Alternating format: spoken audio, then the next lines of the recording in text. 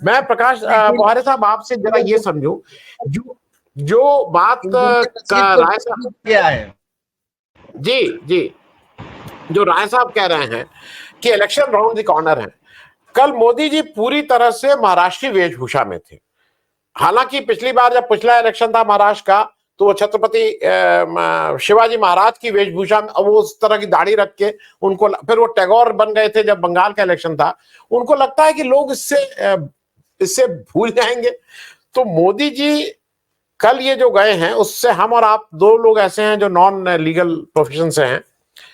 इससे इससे जो मैसेजिंग वो देने की कोशिश की है, मुझे लगता है एक तो मैसेज ये दिया है कि सब मेरे कंट्रोल में है। दूसरा मैसेज ये दिया है जुडिशरी को कि देख लो, जो नंबर 1 तुम्हारा है वो भी मेरे कंट्रोल में है। एग्जीक्यूटिव को दिया है और आम जनता को भी दिया है कि आप कुछ कर लो, सब यहां मामला मैं मैनेज कर लूंगा। इस पे जरा आपका, और ये क्या महाराष्ट्र इलेक्शन की वजह से भी एक कारण था कि मोदी जी एकदम से गणपति बप्पा करने लगे? देखिए, ऐसा है कि मैं ऐसा समझता हूं कि ये जो वाकया हुआ है कि मोदी जी उनके घर को चले गए, मैं ऐसा समझता हूं कि ये देश में जो आखिरी की लोगों की आशा की किरण बची थी वो खत्म हो गई।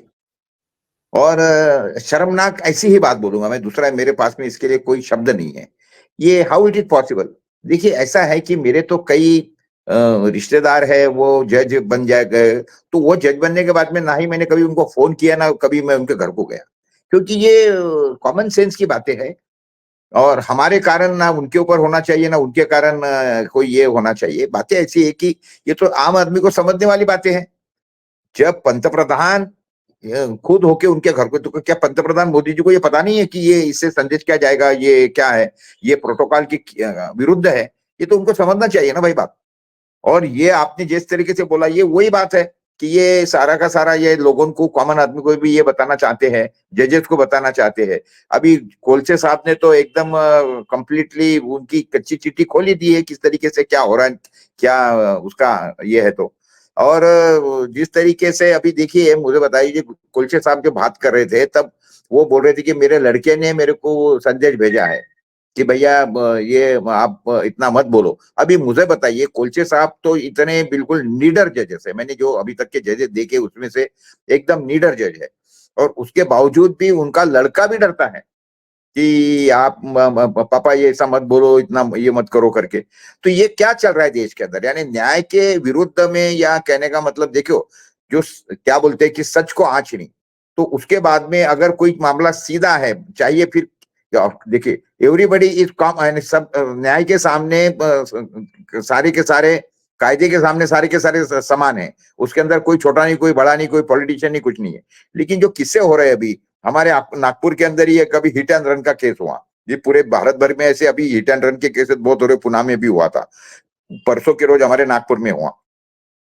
तो उसके अंदर तो वो उनका लड़का ही गाड़ी चला रहा था, वो 1 करोड़ रुपए की उसकी गाड़ी है, और 4-5 जन उसके अंदर वो बैठे हुए थे, 2 जन भाग गए। तो पहले तो पुलिस वाले ने बोला था कि नहीं सिर्फ 2 ही जन थे, बाद में फिर उन्होंने इन कैमरा बोल दिया था कि नहीं 3 जन थे, वो लड़का भी था उसके अंदर। तो 1 करोड़ की गाड़ी उसका, और बोल रहे थे ड्राइवर चला था, ड्राइवर की हिम्मत है 1 करोड़ की गाड़ी चला के ठोकते ठोकते ठोकते 5 गाड़ियों को ठोकते चले जाएगा वो। तो बातें क्या है कि अभी जैसे कायदे के सामने सारे समान, ये वाली बातें नहीं रही है देश के अंदर। लोगों का कोई विश्वास रहा नहीं है जुडिशरी के ऊपर, इस तरीके से सारी बातें हो रही है हमारे देश के अंदर। और सबसे शर्मनाक ये बातें हुई है। और ये मैं तो ऐसा समझता हूँ कि हालांकि अगर जस्टिस चंद्रचूड़ साहब अगर वाकई में निष्पक्ष है, तो उन्होंने इसके बारे में ये देना चाहिए कि भाई ये मेरा, मैंने बुलाया नहीं था इनको, ये आ गए मेरे तरफ से, इतना भी अगर उन्होंने स्टेटमेंट दे दिया तो भी कुछ ना कुछ गरिमा रह जाएंगी। लेकिन 2-2 कैमरे से शूटिंग, 3-3 कैमरे से शूट हो रहा है। तो ये तो मोदी की फितरत ही है। वो तो माँ को भी मिलने जाते थे तो पाव पड़ते थे तो वो कैमरा पीछे रहता था। इस तरीके से तो सारी इनकी बातें, अब जज के घर को जा रहे तो जज ने तो कैमरामैन नहीं बुलाया होगा डेफिनेटली। ये तो मोदी जी ने कैमरा, ही उनकी टीम पूरी पहुंच गई होंगी उनके यहाँ पे। तो ये सारी बातें, और उसके बाद में जिसका जिक्र आपने भी किया कि महाराष्ट्र का जो हमारा सत्ता बदल हुआ था 50-50 करोड़ रुपए देके, उसके अंदर क्लियर कट इन्होंने दिया था ना भाई कि ये सारी इलीगल सरकार बनी है, और जो गवर्नर का काम है ये है। तो उसके आगे एक लाइन और जोड़ने में इनकी क्या प्रॉब्लम थी कि फलाने फलाने दिन के अंदर इसका निकाल लगा। तो ये चलते रहा साल भर मामला।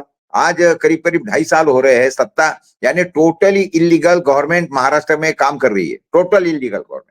जिसको सुप्रीम कोर्ट ने ये दिया है कि ये इलीगल है कंप्लीटली, लेकिन इसका निर्णय उन्होंने लेना चाहिए। ऐसा भी क्या बोलने की जरूरत थी, या अच्छा बोले भी तो उन्होंने टाइम फ्रेम फिक्स कर देना चाहिए थी। टाइम फ्रेम फिक्स किया नहीं है और वो अपनी मनमानी चला रहे। तो इसी तरीके से जो सारी चीजें हो रही है हमारे महाराष्ट्र के अंदर भी, देखिए नागपुर के अंदर ही ये जज लोया का आपने जिक्र किया, तो जज लोया, तो उसके बारे में वो किताब निकली है, हु किल्ड जज लोया। तो वो निरंजन टकले करके एक बहुत खूंखार अच्छे स्पष्टवादी लेखक है, उन्होंने लिखे हुआ किताब है। अगर वो गलत है तो वो निरंजन टकले के ऊपर कार्रवाई होनी चाहिए, बिल्कुल कार्रवाई होनी चाहिए। वो उसी तरीके से वो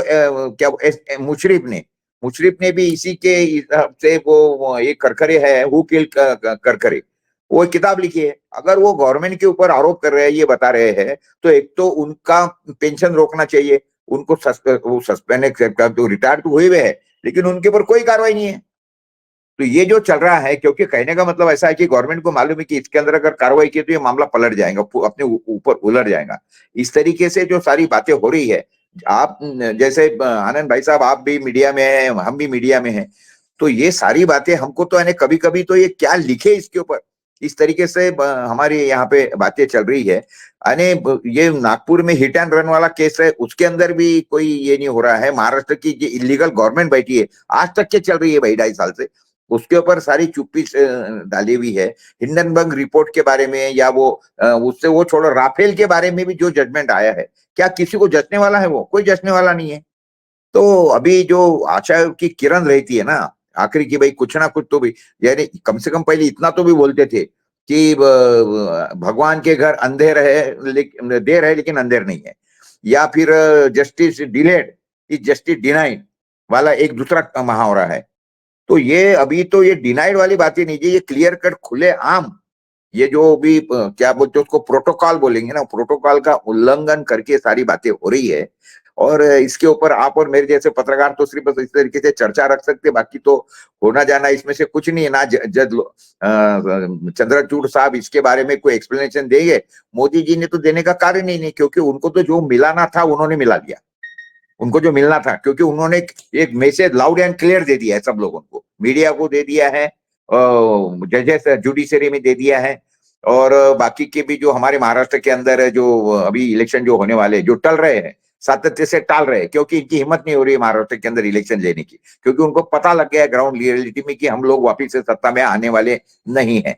तो वो भलाई उनके तरफ से काफी कोशिशें हो रही है, ये फ्री रेवड़ी बांटना वगैरह, ये आज का विषय भी नहीं है। तो ये बिल्कुल एकदम 200% गलत काम ये हुआ है।